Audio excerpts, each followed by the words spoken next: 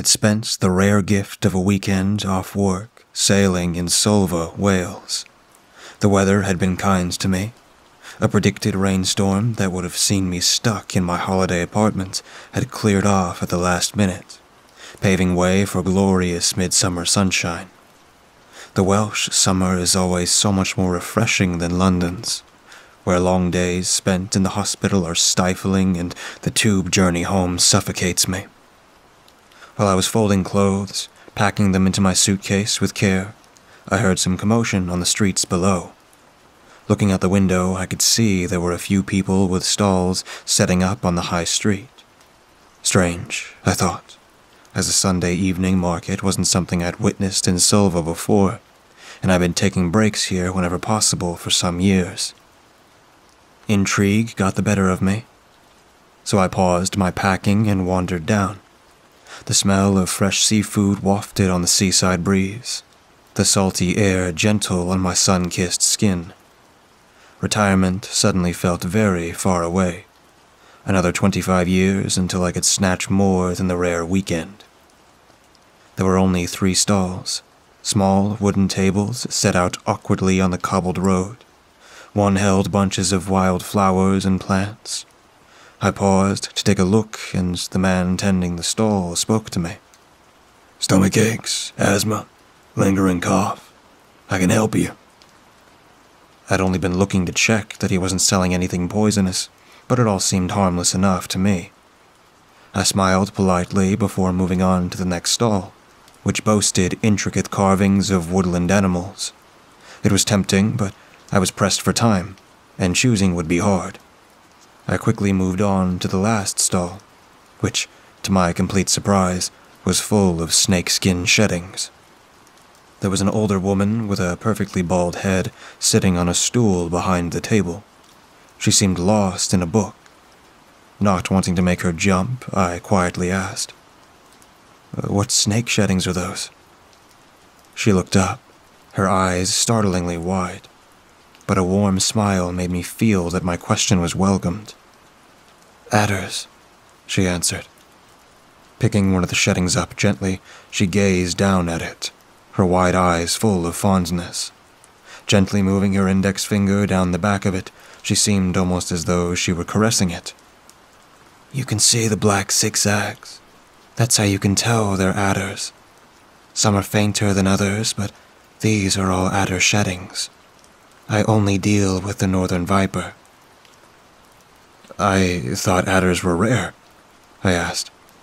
I'd counted almost 30 of the things. "You've got a lot here. The sheddings are all so intact, too." I didn't know much about snakeskins, but an ex-lover of mine had a pet snake which shed now and again, and they'd never mastered preserving the skin.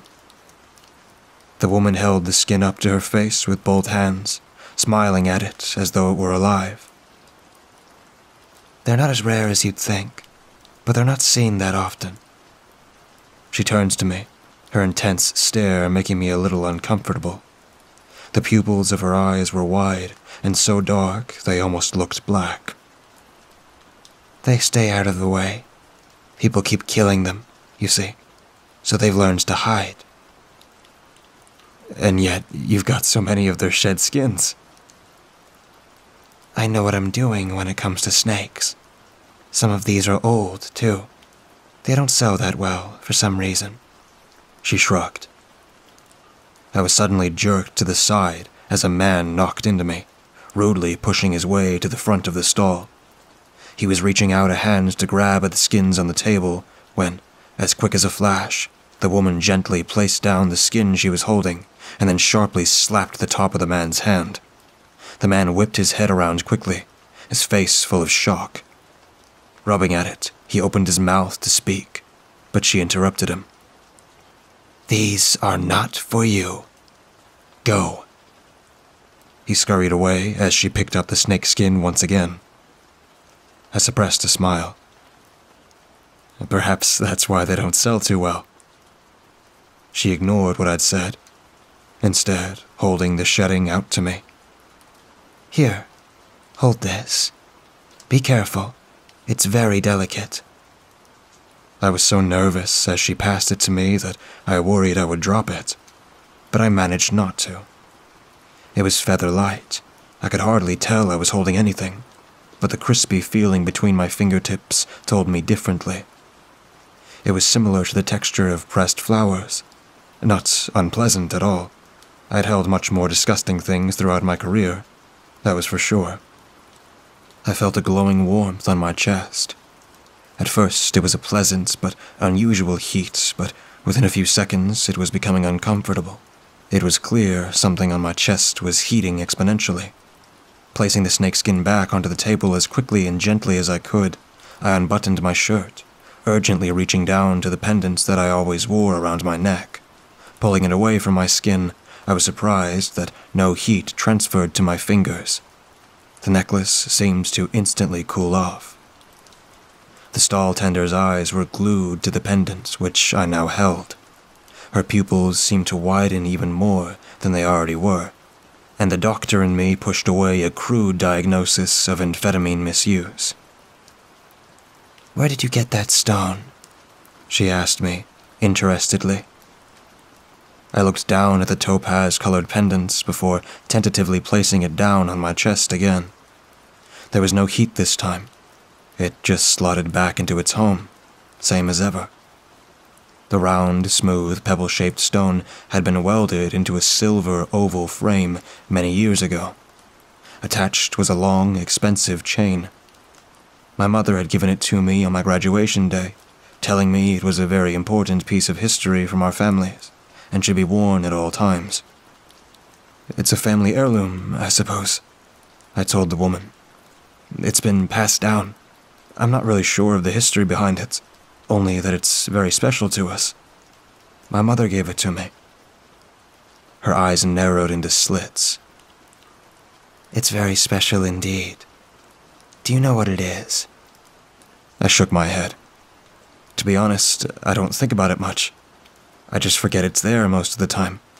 Until just now, it seems to get hot. It was burning me. I knew it probably sounded odd, so I laughed lightly. There was probably some kind of reaction going on. The sun and the buttons of my shirt, and I trailed off, knowing that my rambling excuse sounded weak. Well, I'm not sure, really. Anyway, I need to get on. I have a long drive soon. Thanks for telling me about your snakeskins. I felt an urgency to get away from here. I'd taken a few steps away when the woman called out to me. "It's called the Glein Nider." I ignored her, continuing to walk away until she spoke out again. "The Adder Stone." I turned back to her, intrigued now, but unwilling to return to her stall. "It has incredible powers." She tried to lure me. "What sort of powers?" I called back. "Invisibility, divination, healing. Ensuring the holder is victorious over their enemies." I smiled at the woman. "I can't say I've noticed any magical powers it might have given me, but it's a nice story, all the same." Her eyes bore into me. Did she even blink? I wondered. She seemed to accept defeat, realizing that she wasn't getting me to return. "Just ask your mother," she conceded. "Ask her the history of the stone." I turned once more, this time returning to my apartment. For the first time ever, as I pulled out of Solva an hour later, I was relieved. Weeks passed. Long shifts at work, essential conferences I needed to attend to drive my career forward, and sleeping whenever I could get the chance to, kept me busy.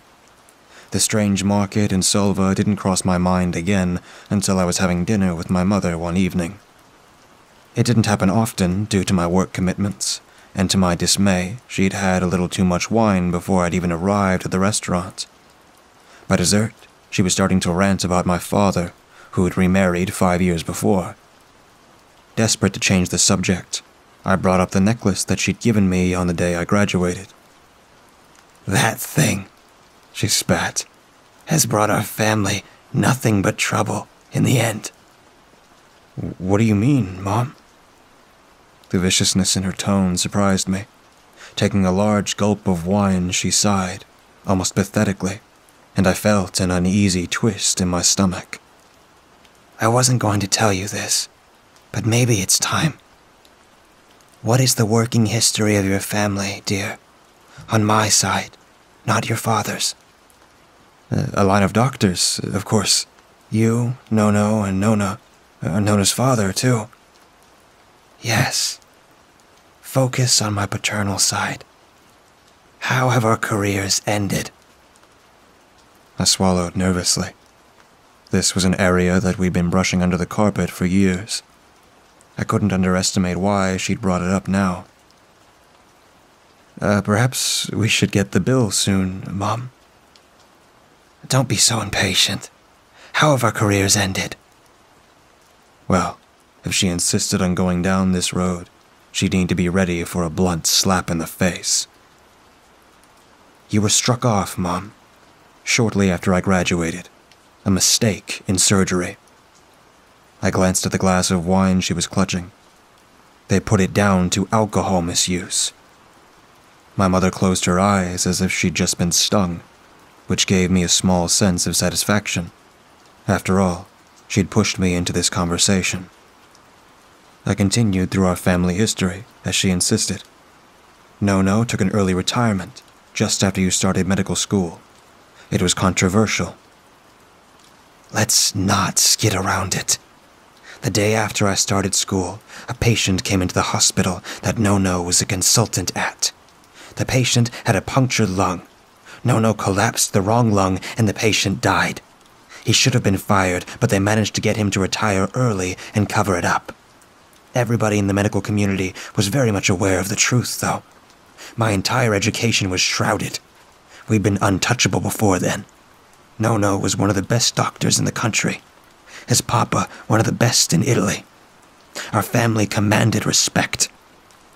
This was all wiped away, and I was left the laughingstock. She lifted a hand, and a waiter appeared out of nowhere, pouring expensive wine freely into her glass. As it reached the halfway point, I shot him a look. He glanced back apologetically, but kept going at the same time. Clearly, he had met my mother before. As Mom was drifting into self-pity mode, I steered back to the original subject. What does any of this have to do with the necklace? I asked. My Nono, Nono's papa, you only ever knew him as living in Italy. But when he was young, he came to England to study medicine. His residency was in Wales. He was a hopeless medical student, absolutely awful. He made mistake after mistake. He had no bedside manner. He got basic calculations back to front. Not long into his residency, he had found himself in so much trouble that he was waiting on a board decision.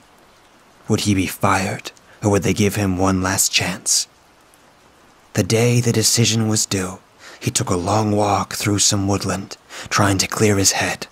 Around 3 miles in, he came across a young man. The man was deliriously stumbling around the wood. His hand was swollen grotesquely, so much that something he held in the injured hand had become trapped in his grip. Your Bisnano managed to get the man to sit on a log, and he examined the hand. He saw immediately that it was snake bites. 3 of them. It couldn't be grass snakes. They wouldn't have that effect. And the only venomous snake in the UK is the adder. I took a sip of my water and tried to ignore the uneasy feeling that grew in my stomach. Bisnano left the stranger on the log and darted off into the woods. It didn't take him long to find some wild red campion, or bloodwind nadir, also known as snake flower. The seeds were said to treat snake bites. I scoffed. Is that true, or just a legend? Well, your Bisnano ran back to the injured man and rubbed the seeds on the wound. The swelling eased, and a pale green stone dropped from the man's hand. I clutched my necklace. This? I asked, shocked. Mom nodded. Biznono scooped it into his pocket and half-carried, half-dragged the man to the hospital. When they eventually arrived, they found that the wild Kempion seed had indeed slowed down the effects of the adder's venom, though the patient fell into a coma. Without Biznono's actions, he certainly would have died out there in the woods. The board had decided that day to fire him, but they U-turned, giving him one last chance. It was his fast thinking and his determination in the woods that saved his skin. So, did Biznono pass it down as some sort of symbol to preserve through hard times? Mom laughed a bitter bark. Not quite. He had intended on giving the stone back to its rightful owner. He kept it in his pocket at all times, waiting for the day the mysterious patient would wake up. Months passed with no sign of the patient waking, and in that time, Biznono became an excellent doctor. He surpassed everyone's expectations, including his own. He could suddenly diagnose rare and puzzling diseases. He was said by patients to have a healing touch. His peers worshipped him as his bosses hailed him a hero. Then, one day, he absent-mindedly left the stone at home on his bedside table. That day at work, all hell broke loose. He broke an older lady's wrist. He sent a builder home with a serious concussion and instructions to rest. And he dropped a couple's newly delivered baby. That night, he arrived home, absolutely horrified by the day's events. Climbing into bed, he tried desperately to understand what had gone wrong. Everything had been going so well for him. Then he saw the stone that he left behind. He felt pulled to it, drawn to it. Picking it up, he gripped it in his hand, and everything felt different. Everything felt right again. Of course, the next day he kept the stone close and was overperforming again. It was as if the bad day had never happened. Afterwards, he made sure he always had the stone with him. A year passed. Biznono was known all over Wales by then. He'd passed his residency with flying colors, of course, and he decided to stick around. He enjoyed the fame. People traveled far and wide to be seen by him. He'd settled happily into the Welsh ways of life. He was with a patient one morning when a nurse ran in, quite flustered. She told him there was a man on the coma unit who had just woken up, and that he was angrily demanding to see the doctor who'd brought him in. Of course, that doctor was your Biznono. He rushed over, and as soon as he entered the ward, the man sat up in his bed, so skinny and frail, but livid. You! He roared at Biznono. Where's my Glanneither? The stone. Where is my stone? By this point, Biznono knew that the stone the man demanded, the stone that was rightfully the stranger's, was responsible for making him a better doctor. Without it, where would he be? Fired, no doubt. Sent back to Italy, shamed by his family. With it, though, how he prospered. He was famous, respected by all. He was saving lives every day. The power of the stone would be wasted with anyone but him. He was sure of it. So he kept quiet, instead placing a hand gently on the man's shoulder. The man calmed instantly, leaning back into his pillow. I don't know what you mean, sir, Biznono told him. I found you in the woods, a year ago now. You were extremely unwell. You'd been bitten by no less than 3 adders. Their venom was coursing through your body. I found red campion seeds, a wild flower that grows in the woodland.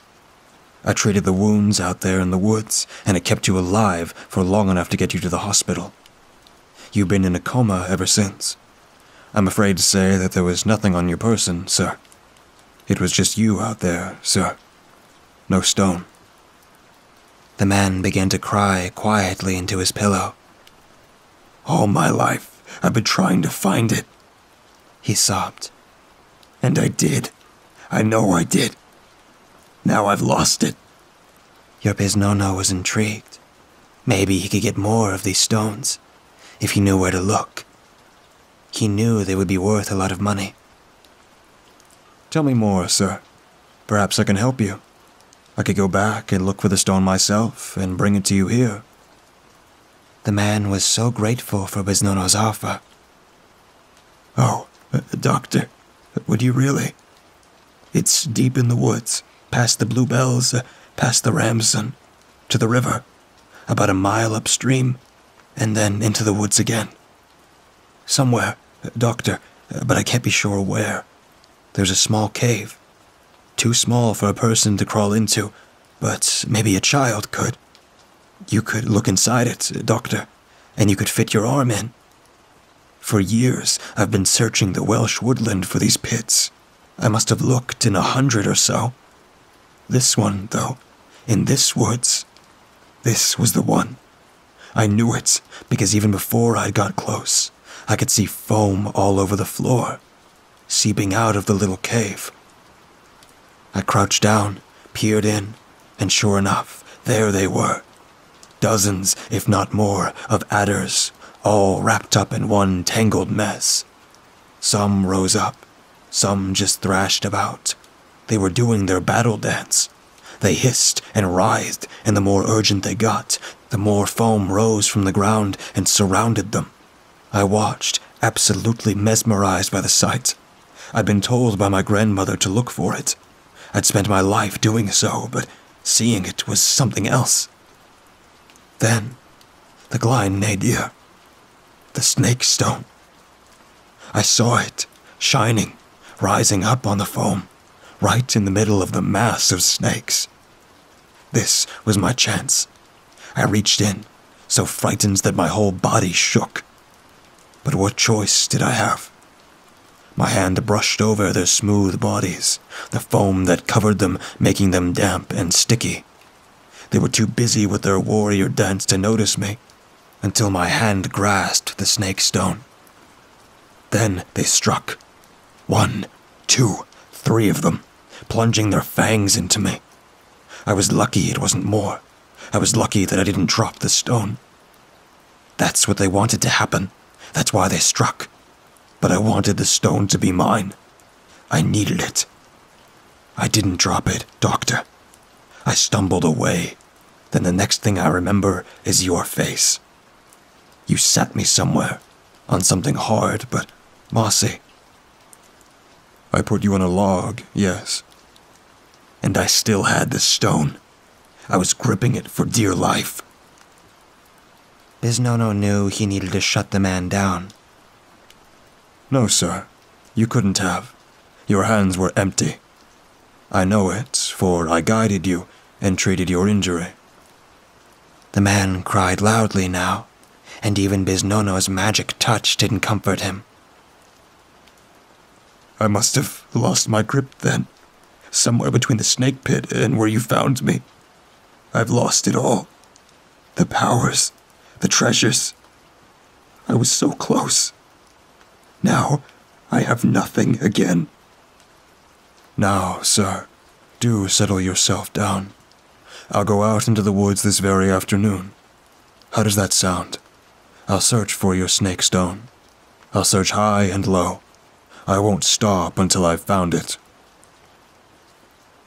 The man still cried, but his tears were of gratitude now. Would you, Doctor? Would you do that for me? It would mean so much to me, good Doctor. So much. Biznono left then, but he didn't head to the woods like he had promised.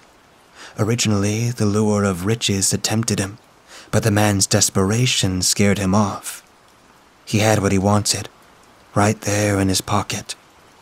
So instead, Biznono packed a few treasured items and left Wales for London. A few days later, he was aboard a ship back home to Italy. He kept the Glein Nadir in his pocket, and even without his British medical references, which he had sacrificed when he fled, the power of the stone gave him the ability to build a successful practice right from scratch in Italy. He didn't go back to England or Wales, even though he felt quite sure he wouldn't cross paths with the man from the woods again. Why risk it, though? My mother had finally stopped speaking. I gawked at her. That's nonsense. What a tall tale, Mother. She glared at me, impatient and angry, perhaps even hurt. When did your Bisnono retire? She shot. I knew our family's history. Most people in the medical world did. When Nono started medical school. Yes. On the day Nono started medical school, Bisnono handed over the snake stone to his only son. By then, he'd had the necklace made so that it would always be kept close and safe. Bisnono retired before his time because he knew full well that without the stone, he would be the hapless doctor he'd been before he'd stolen it. He handed it to his son, your Nono, and he stepped down. Now, what about Nono? I shook my head, a bit confused. His early retirement, the controversy. The death of his patient, whose healthy lung had collapsed. That happened the very day after I started medical school. The day after he took off the Glein nadir and presented it to me. How did I do in medical school? You were top of your class. You seemed set to be shammed, but you rose above it all. You went on to have an incredibly successful career. You were excellent. You always have been. My mom rose her eyebrows. Always. It didn't end well, admittedly. How did it end for me? When did it end? She drained her glass, but this time she didn't signal for the waiter. You messed up a young mother's postnatal surgery. It was right after my graduation. It was right after you'd given me the necklace. I gasped. The waiter reappeared with the bill. My mother handed him a credit card immediately. He bustled off to deal with it. The interruption had allowed me to compose myself.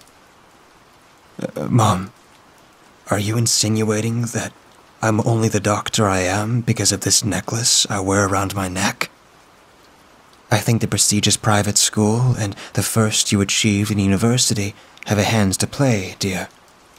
I made a decision years before not to hand down the Glein nadir until you had graduated. I'd seen what happens to my father, and maybe it was nonsense, but I wasn't risking it. I needed you to learn to be a doctor the right way. At least then I could know for sure that I wasn't sending another negligent charlatan into the medical field. I hoped it was nonsense, of course. I wanted to deserve the awards I won, the respect I gained. After your graduation, when I stepped into the operating theater, I hoped so much that it was nothing but drivel. Yet, as soon as I stood over that woman, I knew it had all been the necklace. I didn't know what I was doing. That's why she died. It was never anything to do with alcohol. That came after. My mother looked so defeated that I suddenly felt an urgent need to give her a hug. It was because I no longer wore the Glein nadir, she muttered. What am I supposed to do with this? I asked her, quietly. Mom had a resigned look on her face. Do what we did, I suppose. Perform, achieve, save lives, do it well, do it right. Hand the Glein nadir down if you have to, but wait until they know what they're doing, for goodness sake. What else can I suggest?